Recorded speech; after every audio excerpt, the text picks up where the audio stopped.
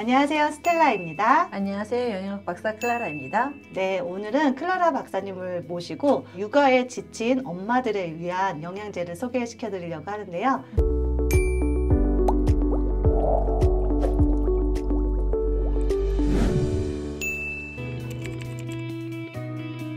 박사님 안녕하세요. 안녕하세요. 박사님, 저는 쌍둥이의 연년생을 낳은 다둥이 엄마예요. 너무 힘드시겠다. 네, 근데 이제 지금은 아이들이 커서 이제 괜찮은데 아이들이 어렸을 때 육아를 하다 보면은 굉장히 정말 힘들잖아요. 힘드셨어요. 네, 그리고 제가 막내를 낳고 이 산후조리가 안 됐더니 한 1년 후에 굉장히 몸이 아파지더라고요. 그렇죠. 네, 그래서 아마 저뿐만이 아니라 요즘에 아이를 낳고 키우시는 분들은 아마 제 마음을 진짜 많이 아실 것 같은데요. 아이를 낳은 사람 다 공감해요. 그럴 것 같아요. 자, 다들 모이세요. 네, 그렇다면 아이를 낳고 이 엄마의 몸은 얼마나 변화를 나타낼까요? 처녀 때하고 너무 완전히 다르지 않아요? 너무 다르죠. 너무 다르죠. 일단 임신이라는 것 자체가 아이를 가지면서 이제 자꾸 배가 불러오는 거, 그것도 많이 좀 무섭기도 하고 신기하기도 하고 그렇지만 낳고 나서 더 많이 깜짝 놀랍니다. 여성의 몸이 많이 달라지셔서. 아기를 낳고 제일 먼저 느껴지는 건 눈이 잘 안 보여요. 네. 시력이 많이 나빠지고요. 그 다음에 또 하나 놀라는 건 머리가 숭덩숭덩. 여기 왜냐하면 우리가 아이를 가질 때는요, 머리카락이 자라지 않고 정지해 있어요. 네. 왜냐하면 많은 호르몬들이 이제 아이를 중심으로 가다 보니까 그러다가 이제 아이를 낳고 나서 모근도 조금 더 벌어지고 그 다음에 활동을 시작하면서 머리가 한꺼번에 빠지는 거죠. 네, 그래서 이렇게 슝. 맞아요. N자 여기가 이렇게 돼가지고 진짜 슬펐어요. 네. 그리고 몸이 임신 때 굉장히 체중이 많이 불잖아요. 그쵸. 그래서 아기를 낳으면 많이 빠지겠지 했는데 딱 그 아이 몸무게만 나가고 나머지는 빠지죠. 다 그대로 있는데 그거를 빨리 이렇게 조금씩 꾸준히 운동을 하셔서 한 6주 안에는 조금 빼주셔야 되는데 그게 6주 이후에 그냥 가면은 그게 산후 비만으로 계속 가게 되죠. 6주요? 네. 6주 너무 빠른 거 아니에요? 네. 저는 한 1년, 2년 후에 아니에요, 그게 아니에요. 빠지는 줄 알았는데 아니 6주란 말이에요? 네. 아. 자궁도 이제 천천히 아기 낳고 나서 이제 수축을 하기 시작하잖아요. 네. 그리고 우리가 이 대사가 잘 돼야 되는데 되지 않을 경우에는 우리가 다리 부종이 출산하고 나서 더 많이 자주 생겨요. 그리고 우리가 잇몸 같은 경우도 우리가 아이가 나오면서 모든 관절이 약간 느슨해져야지만 이제 힙이 이제 벌어지면서 아이가 나오잖아요. 잇몸도 마찬가지입니다. 그래서 이게 이가 조금 더 시리거나 잇몸이 좀 불편한 경우도 되게 많고요. 맞아요. 가장 많이 대부분이 아기를 낳고 나서 변비가 생겼어요 라고 얘기를 하세요. 그러니까 우리가 복부가 이렇게 많이 부풀었다가 이제 그 자리를 장이 채우면서 장이 이렇게 활발하게 움직이지 않았어요. 그러다가 이제 아이는 나오고 그 다음에 장이 움직여야 되는데 그게 이렇게 원활하게 움직이지 않죠. 그래서 변비들이 좀 많으시고요. 그게 빨리 치료가 안 될 경우에는 치질까지도 생기시는 경우가 있으세요. 그렇다면 아이들을 돌보느라고 잘 챙겨 먹지 못하잖아요. 그쵸. 먹을만 하면 아이들이 오고 아이들이 채고 그래가지고 울고. 네. 그렇다면 이렇게 잘 챙겨 먹지 못할 때 이 엄마들에게 필요한 영양소는 뭐가 있을까요? 아이를 낳고 나서 제일 첫 번째로 경험하는 것이 이제 수유잖아요. 그렇죠. 수유를 하면서 잠도 못 자고 그 다음에 수유를 하면서 뺏기는 여러 가지 영양소가 있어요. 그래서 특히 이제 한국에서 조사했었던 결과를 보면요, 수유부들이 가장 많이 부족한 영양소는요, 칼슘과 마그네슘, 철분, 그다음 인도 많이 있고요. 그다음에 또 비타민 같은 경우는 비타민 B1, 티아민, 리보플라빈, 비타민 B6, 비타민 B9, 그다음 비타민 B12. 굉장히 많이 부족하군요. 네, 많이 부족한데 그거를 충분히 채우셔야 되는데 아이를 기르면서 이제 먹으려다가 애가 울면 달려가고, 그 다음에 잠도 못 자고 그러기 때문에 우리 몸의 염증 세포도 굉장히 많이 올라가고 정말 하루만 좀 아니면 2시간만이라도 좀 잤으면 좋겠다. 그게 소원이었죠. 그게 소원이죠. 그런 경우가 굉장히 많아요. 그렇다면 출산 후에는 어떤 영양제를 먹어야 하나요? 제일 먼저는 우리가 혈액을 많이 잃어버리잖아요. 네. 아이를 출산하면서 그쵸? 보통 아이를 낳을 때 한 1리터 정도의 혈액이 이제 나가기 때문에 그걸 보충하기 위해서는 우리가 철분이 필요하죠. 근데 철분만 하나 가지고는 또 안 되고 철분을 만들어야 하는 그런 영양소, 비타민 B9, 비타민 B12도 필요하고요.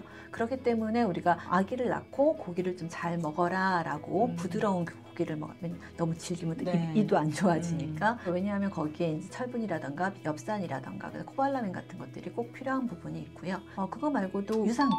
왜냐하면 전비가 지금 많다고 했잖아요. 네. 그래서 그거를 잘 우리 몸에 좋은 유익균으로 만들어주고, 그다음에 잠도 못 자는데 면역력이 떨어지잖아요. 그렇기 때문에 유산균, 프로바이오틱을 좀 드시는 것이 굉장히 도움이 되고요. 그리고 출산 후 어머니들이 이제 아이를 기르면서 부족한 영양소 중에 하나가 또 비타민 D예요. 칼슘을 흡수해서 우리 뼈를 튼튼하게 하는 효과도 있지만 가장 좋은 기능은 산후 우울증을 좀 예방할 수 있고, 산후 우울증이 계신 분들도 거기서 빠져나오실 수 있도록 도와주기 때문에 비타민 D는 꼭 필요하고요. 그리고 마지막으로 하나 더 하라면 오메가3를 권장하고 싶어요. 이제 오메가3는 우리가 아이를 기르면서 정말 깜빡깜빡 기억력이 내가 왜 이렇게 떨어졌지? 라고 생각을 하시는데, 그때도 DHA가 많은 오메가3를 드시면 훨씬 더 도움이 되겠고요.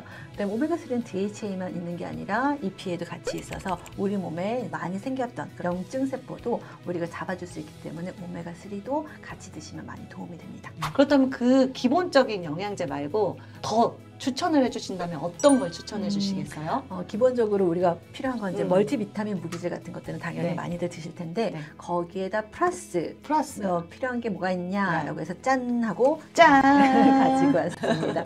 네, 첫 번째는 인도수리 카비놀. 이름도 너무 어려워요. 인도수리 카비놀은요, 십자화과 식물, 예를 들어서 양배추, 브로콜리, 케일, 콜리플라워 이런 것들이 자르거나 으깰 때 그때 나오는 성분이 인도수리 카비놀 이에요. 강력한 항산화와 항균, 그다음 항암 물질을 가지고 있어요. 특히 여성 같은 경우 여성 호르몬을 안정화시키는 데 굉장히 도움이 되고요. 그래서 우리가 지금 출산 후에 여성 호르몬을 원래대로 회복하는 게 굉장히 중요하잖아요. 그때 필요한 게 인도수리 카비놀입니다. 그리고 또 아기를 낳았다고 다시 월경이 끝나는 건 아니잖아요. 그렇죠. 월경도 다시 하잖아요. 하죠. 월경정 증후군 또 생길 수 있습니다. 그리고 네. 다낭성 난소 증후군도 생길 수 있잖아요. 그럴 때 인도수리 카비놀은 그런 여러 각종 여성 질환에 굉장히 많이 도움이 돼요. 그리고 또 하나 더 중요한 건요, 간 해독 작용도 좋고요. 정상적인 신체 호르몬 밸런스를 맞추는데도 인도수리 카비놀이 중요한 역할을 합니다. 그러니까 여러분들이 출산 후에 아이를 기르시면서 내 여성에 관련된 호르몬이라던가 그런 것들을 균형되게 맞춰주시려면 인도수리 카비놀을 추천을 합니다. 예. 두 번째는요, 보스웰리아예요. 보스웰리아는요, 유황나무로 많이 알려진 보스웰리아 서레이트라는 나무에서 추출한 성분이에요. 유황나무 껍질에 있는 보스웰릭 산이 염증 유발 생성을 억제하는 기능을 하기 때문에 염증이 있으신 분들, 관절염이라던가 그다음에 또 관절 때문에 붓는 분들한테는 이 보스웰리아가 아주 효과가 좋습니다. 그리고 이 외에도요, 면역을 증강시켜주고요. 그다음에 혈액을 잘 돌게 해서 심혈관 질환이나 호흡기 질환에 도움이 되고요. 그리고 보스웰리아가 또 하나 좋은 건 피부 미역이 피부에도 좋군요. 예, 그래서 관절에만 좋은 게 아니라 피부에도 좋군요. 아무래도 염증이 줄고 그다음 혈액이 깨끗해지니까 같이 드시면 좋습니다. 로얄 젤리는 여왕벌이 먹는 성분이잖아요. 네, 일벌은 수명이 6개월인데 여왕벌은 얼마? 한 2년에서 3년? 6년. 6년이에요? 네. 근데 여왕벌은 이것만 먹잖아요. 로얄 젤리 먹잖아요. 네. 그래서 이렇게 장수를 할 수 있는 그 원료가 되는 것이 로얄 젤리입니다. 로얄 젤리는 이게 꿀벌들이 이렇게 만드니까 아주 달겠지? 아니에요.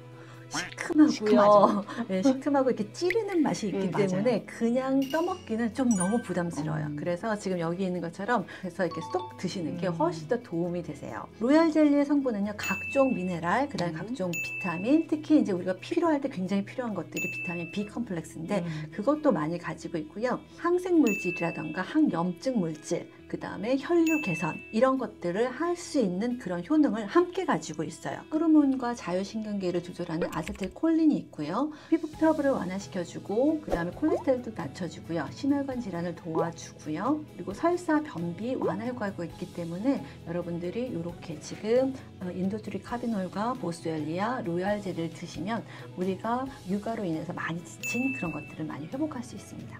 그렇다면 섭취 방법이란 주의할 점은 무엇이 있나요? 인도수리 카비놀은요, 하루에 한 번 정도 먹는데요. 위가 안 좋으신 분들이라든가 소화가 잘 안 되시는 분들은요, 식사 후에 같이 드시면 좋으시고요. 보스웰리아는요, 하루 3번 드시는데요. 항응고제나 소염 진통제와 같이 드시면 안 됩니다. 임신부, 수유부 같은 경우는 주의하시기 바랍니다. 로얄 젤리는요, 꿀에 대해서 알러지가 있거나 천식이 있으신 분들은 주의하시고요. 그 외에는 다 좋습니다. 오늘 클라라 박사님과 헬루가 육아 그리고 독박 육아를 지친 엄마들을 위한 영양제에 대해서 얘기를 나눠봤는데요.